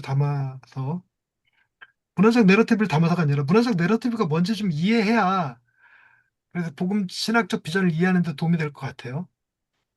뭐 성공, 돈, 자유, 그리고 이런 거, 어, 이런 이야기가 막 사람들의 마음, 이런 신학적 비전, 이런 문화적 내러티브를 복음으로 읽고 복음으로 대답하는 작업입니다. 이 우리 지역에 가지는 이 문화적 내러티브가 뭔지를 제대로 읽어내고 뭐라고 복음으로 답할까? 이게 신학적 비전이 될 수 있다는 거예요. 실습 질문으로 이렇게 만들어 보는 겁니다. 우리 교회 또는 사역 대상자들이 가장 크게 붙들고 있는 두려움은 무엇인가? 저 같은 경우는 교회가 없어지는 거. 교회가 없어지는 게 제일 두려워. 그들이 가장 갈망하는 것은 무엇인가? 이 지역 사람들이 가장 갈망하는 것은 이 연합인 것 같아요. 지역 공동체 운동, 마을 살리기 운동 이런 걸 많이 하더라고 이 동네가. 복음은 그 두려움과 갈망에 무엇이라고 말하는가? 그래서 우리는 어떤 사역을 하고 어떤 사역은 하지 말아야 하는가? 이것도 세워 얘기해야 돼. 어떤 사역은 하지 말아야 하는가? 이거. 자, 그다음에 신학적 비전 템플릿을 한번 만들어 봤는데 뒤에 나오구나. 뒤에 나오는 뒤로 넘어갑시다. 자, 그래서 이제 샘플들을 만들어 봤는데 아, 그걸 다 읽을 것까지는 없고 짧은 걸로 한번 보십시다. 한 문장으로 된 신학적 비전 예시. 요 한 문장으로 된 신학적 비전 예시는 우리가 이 중에서 하나를 고르든 아니면 우리 또 이렇게 한 줄 정도는 만들어낼 수 있지 않을까? 실제로 한번 만들어낼 수 있지 않을까 하는 생각입니다. 꽤 많아요. 꽤 많습니다. 음. 이 중에서 제가 읽어드릴 때 본인에게 고르라 그러면 몇 번이 제일 좋은지 선택해서 한번 골라보세요. 네. 1번, 우리는 예수 그리스도의 은혜로 받아들여진 사람들이기에 성취와 비교에 지친 이웃들에게 복음 안에 참된 안식과 새로운 정체성을 보여주는 교회가 되길 원한다. 2번, 우리는 그리스도의 죽음과 부활로 구원받은 백성으로서 개인의 회심과 공동체의 회복과 지역의 샬롬을 함께 추구하는 교회가 되기를 원한다.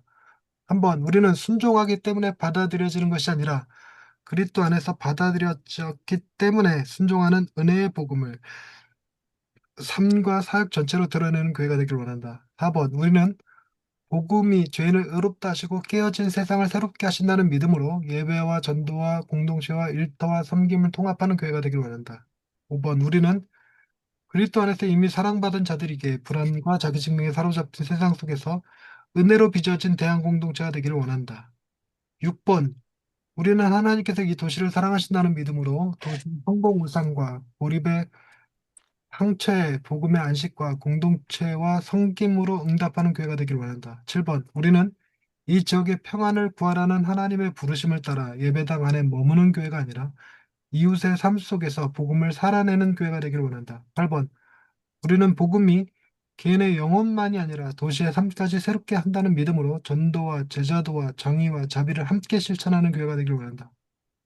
9번, 우리는 경쟁과 소외가 깊어진 지역사회 속에서 그리스도의 은혜로 서로 다른 사람들이 한 식탁에 앉는 반문화적 공동체가 되길 원한다. 10번, 우리는 지역사회를 장악하려는 교회가 아니라 그리스도의 낮아지심을 따라 섬김으로 이웃의 샬롬을 구하는 교회가 되기를 원한다. 혼자 읽으니까 힘드네. 2번 목사님 읽어주세요. 11번, 우리는 자기 혐오와 자기 가시 사이에서 흔들리는 청년들에게 그리스도 안에서 죄인이면서 동시에 사랑받는 자라는 복음의 정체성을 전하는 공동체가 되길 원한다. 12. 우리는 불안한 시대를 살아가는 다음 세대가 성취가 아니라 은혜 위에 자신의 정체성을 세우도록 돕는 교회가 되길 원한다. 13. 우리는 비교와 인정 욕구에 지친 청년들의 복음 안에서 정직해지고 담대해지며 서로를 세워가는 공동체가 되길 원한다. 우리는 청년들을 더 유능한 종교인으로 만드는 것이 아니라 그리스도의 은혜 안에서 자유롭고 책임 있는 제자로 빚어가는 교회가 되기를 원한다. 15. 우리는 실패를 숨기게 하는 공동체가 아니라 십자가의 은혜 때문에 실패를 고백하고 다시 일어설 수 있는 복음 공동체가 되기를 원한다. 16. 우리는 규모로 자신을 증명하려 하지 않고 그리스도의 은혜 안에서 한 사람을 깊이 사랑하며 지역 속에서 복음의 표지를 세우는 교회가 되길 원한다. 17. 우리는 성공한 교회의 모델을 복제하기보다 우리에게 맡겨진 사람들과 지역 안에서의 복음을 신실하게 재진술하는 교회가 되길 원한다. 18. 우리는 큰 힘을 가진 교회가 아니라 작은 섬김과 진실한 환대를 통해 그리스도의 나라를 증언하는 교회가 되길 원한다. 19. 우리는 프로그램의 많음이 아니라 복음의 깊이로 사람을 세우며 일상의 자리에서 제자를 낳는 제자를 세우는 교회가 되길 원한다. 20. 우리는 부족함을 감추는 교회가 아니라 약함 속에서 역사하시는 그리스도의 은혜를 함께 배우고 증언하는 교회가 되길 원한다. 다음 21. 네. 이성 목사님이 이어서 읽어주실래요? 우리는 모든 성경이 그리스도와 그의 구원 사역 안에서 절정에 이른다는 믿음으로 도덕주의가 아니라 복음으로 사람을 변화시키는 교회가 되기를 원한다. 우리는 성경을 창조 타락 구속 회복의 큰 이야기와 그리스도의 대속이라는 중심 진리 안에서 읽고 그 복음으로 제자를 세우는 교회가 되기를 원한다. 23. 우리는 사람들에게 더 열심히 살라고만 말하지 않고 그리스도 안에서 이미 주어진 은혜가 어떻게 새로운 순종을 낳는지 보여주는 교회가 되기를 원한다. 24. 우리는 교리를 정보로 전달하는 데 그치지 않고 복음의 진리가 예배와 공동체와 삶 전체를 형성하도록 돕는 교회가 되기를 원한다. 25. 우리는 복음을 처음 믿을 때만 필요한 메시지가 아니라 신자, 불신자 모두가 평생 반복해서 들어야 할 생명의 소식으로 전하는 교회가 되기를 원한다. 6번 가장 압축된 버전 26. 우리는 은혜로 받아들여진 사람들이 되어 성취와 불안의 시대에서 복음의 안식과 공동체와 섬김을 드러내는 교회가 되기를 원한다. 27. 우리는 그리스도의 복음으로 개인을 회심으로 초대하고 공동체를 사랑으로 세우며 지역을 섬김으로 새롭게 하는 교회가 되기를 원한다. 28. 우리는 복음이 우리의 정체성과 공동체와 사명을 형성한다고 믿으며 그 은혜를 예배와 전도와 일터와 이웃 사랑으로 예, 드러내는 교회가 되기를 원한다. 29. 우리는 십자가의 은혜로 자신을 증명하려는 삶에서 자유케 된 사람들이 되어 이웃의 살림을 위해 살아가는 교회가 되기를 원한다. 30. 우리는 예수 그리스도 안에서 받은 은혜를 따라 세상과 구별되지만 세상을 사랑하는 복음에 대한 공동체가 되기를 원한다. 예, 읽으면서 체크해 보셨나요? 류성룡 목사님 어떤 게 제일 마음에 드셨어요? 저 한 가지만 골라야 되겠죠? 여러 가지 상관없고 뭐뭐 마음에 와닿았는데 저는 우선은 4번, 8번, 30번. 하나씩만 보고 싶다. 4번. 우리는 복음이 제일 어렵다 하시고 귀하신 세상을 새롭게 하신다는 믿음으로 예배와 전도와 공동체 활동과 섬김.